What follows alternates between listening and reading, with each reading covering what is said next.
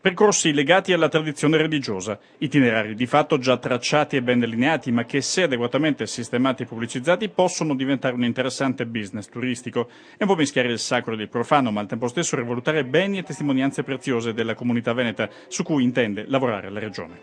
Abbiamo colto questo messaggio, la Giunta finanzia con 2.900.000 euro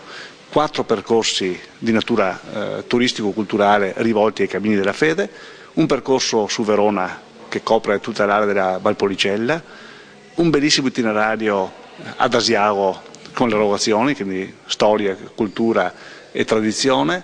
il cammino di Sant'Antonio, quindi in qualche modo tutta la statale del Santo da Campo San Piero fino a Padova, e infine la via dei Papi passando da Padova per Iesi Pio X fino a Belluno. Per i 4 cammini della fede del Veneto, l'ente regionale ha destinato con una delibera approvata dalla Giunta 2.900.000 euro, un finanziamento relativo al Fondo regionale per la riqualificazione e il risanamento del paesaggio. In sostanza si tratta di recuperare aree di interesse storico-culturale che si sono degradate, risistemare strade e sentieri, curare il restauro di piccole chiese e capitelli, realizzare la segnaletica per le indicazioni stradali e di punti di accesso. È un lavoro di progetto essenzialmente, un lavoro in cui dobbiamo essere innovativi, perché il tema non è sapere dove sono questi percorsi, ma renderli interessanti, fruibili, accessibili, renderli in qualche modo